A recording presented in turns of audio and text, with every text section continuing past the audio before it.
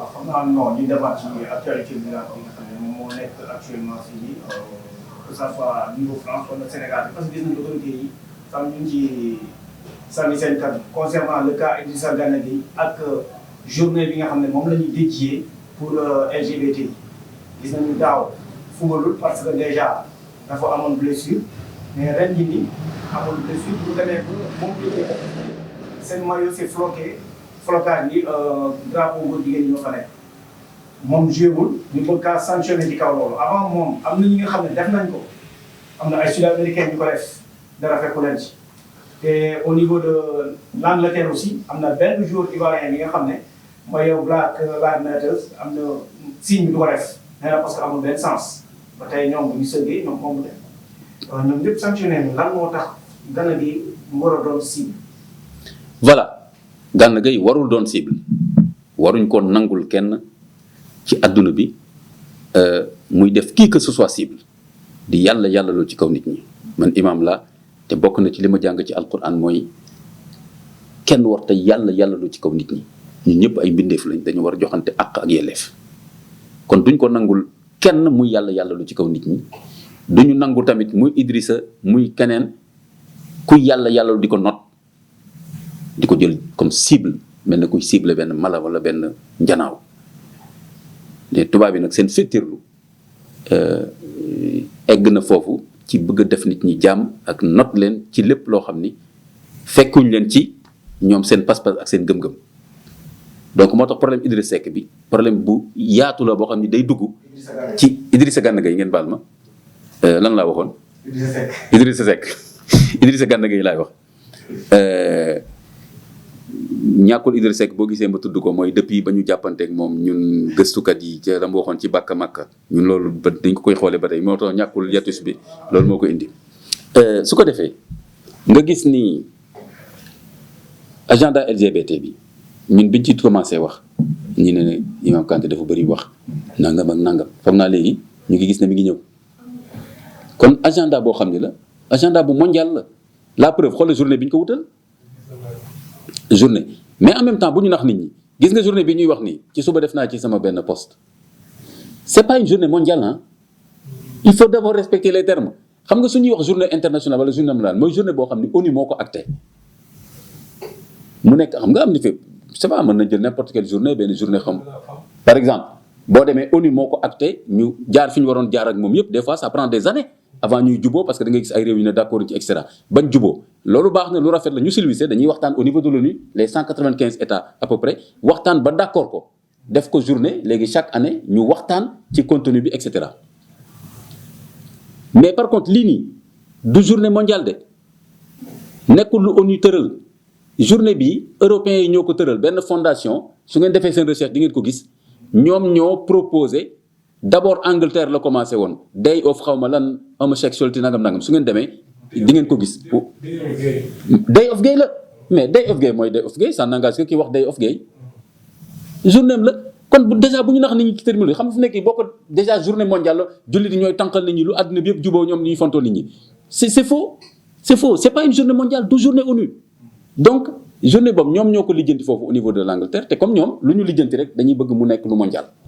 moo tax ñu tuddee ko des fois international wala des fois mondial du benn mondial xool naa gëstu naa ko y a pas plus de 60 pays yu koy célébrer te même ñooñu sax bul xam nan lañ koy célébrer ñenn ñi sax dañuy xaw a làqatu sur les 195 états de l'ONU kon nag bu ñu tànqal nit ñi ci affaire journée mondiale la loolu benn la beneen bi mooy question bi nga posé il faut que ñu xam ne problème Idrissa Gueye bi dañ ko war a régler dans le principe comme ça mu nekk une question impersonnelle parce que am na keneen koo xam ni affaire bi moom bëgg na am ci taxawaay mais soit ñemew ko wala xamul lu ko ciy fekk wala xamul lu ci àq yelleefam en tant que sportif kon dañ ko war a régler de façon impersonnelle ci principe bi ba pare régler ko dans le temps lu ma bëgg a wax mooy définitivement loolu c'est extrêmement important mais nekk fii rek non nañ jàppal Idrissa Gueye pour lan daaw dafa wax ne dama feebar ren solu ko ñu ne ko ñëwal expliquer ñu wala nga sol ko déwén nu muy def non comme journée bi xas na ba am déwén dina amaat léegi day noyyi rek ni le temps que déwén ñëw mu seet lu muy def nañ ko régler de façon impersonnelle comme question bi ni mu ñëwee sànq gis nañ fi ay nit même bu dul journée seen journée LGBT bi gis nañu Mbappé mu jël benn marque sàngara ne duma ko teg. Pogba tamit yéen a ma ko gën a xam te club yooyu jëloon ay engagement de publicité ay milliards la leen coûté. Cristiano Ronaldo def na ko. C'est le même principe c'est-à-dire benn joueur a ngi nii bu bokk ci benn club boobu am ay publicité nga xam ne dépassé na individu moom mu jël responsabilité individuelle ne lii du ma ko def mais nag LGBT dañoo am doole ñoom nag bokkuñu ak ay publicité yooyu ñoom comme ñoom dañoo am doole en fait dañoo am doole ñun en tant que jullit ñu ñuy jàng alxuraan nekk imam ñun duñu wax benn mbindeef am na doole dañ naan dafa bëri pexe rek waaw pexe lañ bëri waaw amul benn ëppuñ fi kenn doole pexe lañ bëri nit ñi ñàkk fayda bàyyi leen ñu leen nii fonto mais kon lu tax cas yooyu amul tole bi na Idrissa Seck wala ngeen baal ma wala Idrissa Gana Gueye Idrissa Seck na ma baal balaa damay ragal ay nitam dégg conférence bref ñu ne Imam Kanté ci yow la nekkoon alors Idrissa Gana Gueye xanaa kon léegi li mu nekk jullit moo tax mu gën a neex a jam gën a neex a ciblé comme Touré question bi mu indi wala li mu nekk africain moo tax ñu war ko gën a mën a yàpp attention loolu duñ ko nangu de ñun ni en tant que musulman ni en tant que africain pourquoi sud américain su ko defee ñu négocier bàyyi bu ko benn européen yi defee ñu négocier bàyyi parce que peut-être chrétien la wala que tubaab la attention loolu nag day gën a aggraver ñoom seen position ko loolu xénophobie lay indi ak islamophobie boobaa nag damay proposer benn journée de lutte contre l'islamophobie xam nga lu may proposer joueurs yëpp nañ sol benn maillot boo xam ni kaaba gi moo ci nekk. C'est normal pour équilibrer c'est une lutte contre l'islamophobie baaxul mooy bañ l'islam te am na ci pays européens yi. D'accord xam naa man damay terminer par conséquences yi nga xam ne moom la mën a indi ci niveau diplomatie parce que le chef de l'État monsieur Macky Sall tuuti na di ko soutenir gis nañu ñoom tam seen fédération que ça fédération française bi ak club bi dirigeant daal génn na ku ci nekk di wax. baax na xumb c'est bien na ñëpp wax que les gens s'expriment xanaa xamoon nëppal bi ak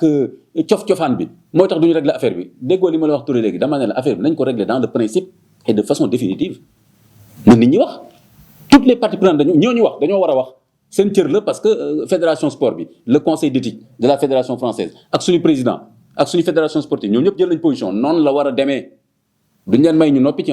parce que dañu war a régler problème bi ñaareel bi tamit Idrissa Gueye mais doomu jàmbur la adulte la jullit la africain la bu digne Valérie Pécresse mi ngi koy attaqué naan nañ koo sanctionné financièrement mais Idrissa Gana Gueye gëstu naa sànq 2 millions d'euros le levé pour les enfants africains atteints de VIH/SIDA et de cancer dégg nga Valérie Pécresse kii ko félicité ko te pourtant mi ngi wax affaire exemplarité Valérie Pécresse mu ne ku nekk ci football bi nit ñi di la suivre da nga war a nekk exemple Idrissa Gana Gueye loolu mu def levé 2 millions loolu du exemple rafet dégg nga mu cité ko kon seen exemplarité bi c'est sélectif léegi moo tax ma ne la je reviens toujours sur ça nañ ko régler dans le principe mooy que il faut que mu am clause yu claire xam nga proposé naa ko sama benn poste peut-être am na ñoo xam ni comprendre dama ne clause de conscience na am ci sport bi clause de conscience nga xam ni nit ki buy signer contrat day wax ne man football moo ma fi indi wala daw wala xaw ma lan mais pas di nekk militant wu benn cause idéologique wala politique wala lu mën a doon te loolu mi ngi ci texte yi foofu ci seen fédération yi la preuve tey jii comme ni ma la ko waxee Israël mi ngi noot Palestine di nangu seen suuf di leen toroxal mais tey jii boo bëggee wax ni damay sol maillot Palestine ñu ne la non bul dugal affaire politique pourtant c'est la dignité humaine qui est en jeu parce que ñu ngi rey ay nit par contre LGBT ñu ne loolu moom non seulement da nga ko war a dugal ci sport bi mais sax boo solul seen couleur ñu sanctionné la kon loolu nañ ko seetaat ma am benn dimension aussi bu ma ci dolli. loolu xam nga mooy lan mooy que ni il faut que FIFA règle question bi définitivement avec les fédérations sportives ñu xam ku nekk sportif est-ce que dañ ko bëgg a def militant ou benn cause wala sportif la nañ ko régler clairement dans les textes. il faut regarder les textes au niveau de la FIFA parce que textes yooyu bu ñu ko régler foofu mooy ball mooy régir les autres fédérations de sport bu ko defee joueurs yi bu ñuy signé ay contrat tamit kenn du leen fooyee naan leen da ngay génnee sàngara bi wala que da ngay bokk LGBT kooku benn la beneen bi aussi mooy boo xoolee def naa ko sama poste bi boo jëlee tey club yi gën a am doole tey Europe seen xaalis fan la jóge ci ay musulmans ñu nekk ci golfe bi am na club yoo xam ne demoon nañu bay nax saay ñu def fay investissement massif jënd club ba jënd stade ba jënd billet pendant des années. Newcastle Chelsea. yéen a ma ko gën a xam. kon enjeu am na fa enjeu financier am na fa. Valérie Pécresse maa ngi wax ak moom je lui parle clairement après naa ko defal benn poste pour moom su fekkee ne affaire ay sanctionné xaalis ngay jaay da nga ko def ci sa xaalis. xaalisu Paris Saint-Germain ak Newcastle yooyu tubaab bi moomuñu ko. tubaab bi fi ñu mënee mooy jël suñu xaalis di ñu ci tooñ mais tam suñ ko defee c'est que ñun jullit di tamit ñu joxe suñu xaalis ak ñun africains yi di leen ko jox asiatique yi duñ ko nangu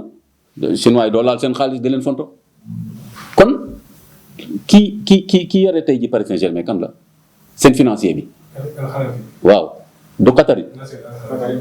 waaw du mooy dugal milliard ci club bi li dugg foofu club bi est-ce que ëppul budget wu Sénégal alors waaw léegi nag yow di nga am xaalis mel noonu ba pare bàyyi tubaab ñu lay fontoo kooku tam dinaa ko defal poste comme cof naa leen déjà nan ngay nekkee musulman xaalis bu mel noonu nga dugal ko ci club bu tubaab ba pare tubaab bi ne la léegi ci biir club boobu am na journée boo xam ni yëfu góor jigéen dañ koy célébrer te waa club bi dañ koy sol xam nga lu ma koy wax nu mu tudd joxaat ma tudd Nasser Khelaïfi man imam Ahmed Kanté de Dakar maa ngi koy interpellé di ko wax xam nga lu ma koy wax dama ko ni bu fekkee ni lii dëgg la ah moom ci boppam journée boobu dafa war a sol maillot LGBT il fait partie du staff du club oui lu tax ñuy bàyyi rek Idrissa muy bañ moom moo war a njëkk a bañ parce que moo ci def alalam te moom tam musulman te yaakaaruma ni danañ ko wax mu sol ko mais jour boobu club ñëpp a ko war a sol supporters yi sol ko staff bi sol ko du rek joueurs yi kon moom ci boppam na ko sol te du ko ñeme sol parce que bu ko solee Qatar woo ko ne ko bul ñu fonto kon nag nañu régler problème bi définitivement mooy li ma proposé noonu mooy que musulman buñ investir dans ces clubs là ci problème ci investissement bi ci boppam du problème nañu defaale benn clause éthique comme ni ko tubaab yi defee léegi ah def benn clause éthique mooy que ni kenn du imposer benn joueur ne serait-ce que muy sol wala di célébrer loo xam ni dafa weddante ak gëm-gëmam wala culture am te loolu poser ko problème de conscience personnelle war nañ ko may mu bañ a dugg ci loolu. loolu tubaab bi comme xaalis rek lañ gëm suñ leen waxee ni su ngeen nangu loolu ñu tam duñ fi investir dinañ xoolaat affaire boobu donc pour man noonu lañ ko war a régler au-delà de Idriss Seck sur le principe et de façon définitive mais mënuñu xaar chaque année ñuy wax qu'est-ce qu'on va faire di féliciter bu baax Idriss Seck di ko ñaanal yàlla Idrissa Gana Gueye di ko ñaanal yàlla tawfiq il est vraiment exemplaire ci taxawaay bi mu am mais en même temps ñun tam am nañ ci cër kan mooy abonné seen chaîne yi du ñun tam ñoo leen di financé di mooy li ma la wax dañuy nax rek suñu xaalis la ñuy jël di ko lekk di ñu naxaat Suisse amul benn ressource naturelle ay banque rek la xaalis kan moo fa nekk européens yi pour nga def sa xaalis Suisse fu leer ngay jaar laaj France ñaata ministre lañu fa tëj bu ñu gisee seen compte Suisse ñaata africain seen xaalis ni Suisse Kaiser alors ñoom seen xaalis du dugg Suisse facilement mais ñun suñu xaalis africain yi foofu lay dugg kon nag ñun ñu ngi financer européens yi après ñuy tourner di ñu not tey jii yéen ñëpp nii presque ko sénégalais boo dajeel mu ne yoruma dara dëkk bi dafa dëgër mais am na antenne canal abonné na ko wala am na fil bu ñu ko roccil mu ciy fay tuuti pour bañ a rater les match ligue xaw ma nangam kon nag koo xam ne musulman nga au moins ni nga mën a participer déjà mooy que journée boobu au moins bu amee bul seetaan match parce que bul xumbal lu araam jullit du xumbal lu araam bul seetaan match bi di seetaan ñuy sol ay maillot LGBT nga leen di seetaan di ci bànneexu di reetaan ku dugal bit nga tàccu xaraam la kon tam day yomb rek toog fii jàmbaar la yow tam nekkal jàmbaar voilà. waaw Wassare News dañuy rebondir si Gana Gueye parce que récemment tey rek démb si guddi ki def na déclaration ki yor organisation coupe du monde Qatar. waaw moom nee na bëggul gis benn couleur LGBT pendant coupe du monde. léegi yow nan nga gisee taxawaayu pays musulman boobu noonu ak yeneen pays musulman yi war a wax ba léegi waxuñu. waaw kay may nga ma occasion xam nga déjà kooku waxal na li ma la wax léegi. ki moom Paris Saint-Germain c'est un citoyen qatari kooku ci boppam xanaa xamuloo amul droit investir ci benn dëkk lu dul fekk loi wu dëkkam ñoo ko may loolu te tey ji loi dëkkam mayu ko muy investir ci benn club boo xam ni dañuy imposer nit ñi benn journée LGBT kooku c'est très important levier boobu c'est très important moo tax fi mu nekk nii pour man maa ngi suggérer président Macky Sall na saisir la Ligue arabe saisir la Ligue islamique mondiale saisir l'ex-OCI muy la conférence islamique wax leen ñu régler problème bi définitivement bëgguñu dégg benn musulman mu dem fenn ci àdduna bi muy Chine muy France te sport kese yóbbu ko fa ñu naan ko léegi il faut nga nekk militant wu cause telle ou cause telle muy LGBT muy lu mu mën a doon te fekk loolu dafay weddante ak ses valeurs et ses croyances musulmanes loolu côté boobu lañ ko war a régler de façon mondiale comme ñu ngi journée mondiale ñun tam yéen a koy wax guerre na saf mondial ñun tam nañ leen mondialement sur le plan islamique ne leen du ñu nangu loolu benn citoyen pays musulman di dem ci yéen pour sport ngeen koy bëgg a dugal ci yeneen cause yoo xam ne du pour sport kon nañu saisir na monde musulman bi nañu saisir FIFA ne ko dañu bëgg a régler question boobu sur le point éthique mooy que ni suñuy citoyen musulman du ñu dugg ci benn club ngeen leen di imposer ay cause de militantisme yoo xam ne ñun bu ñu leen bëggoon wax yéen tamit na ngeen soutenir benn cause islamique wala da du ngeen ko d'accord.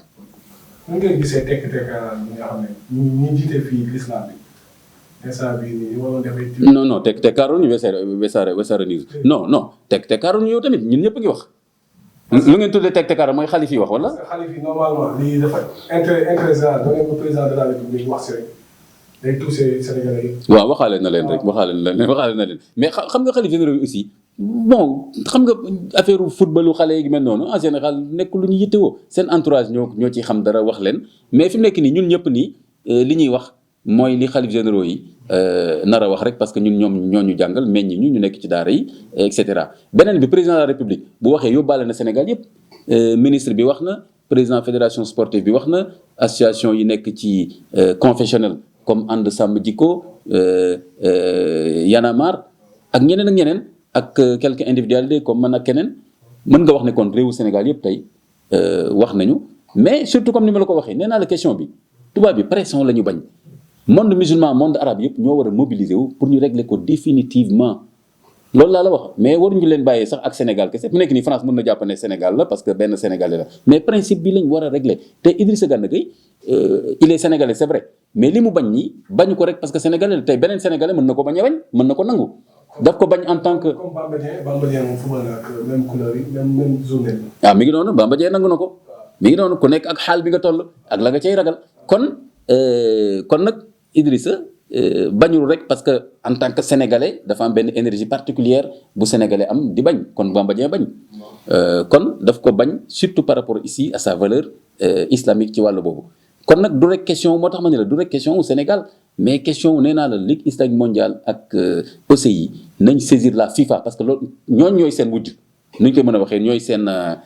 nawle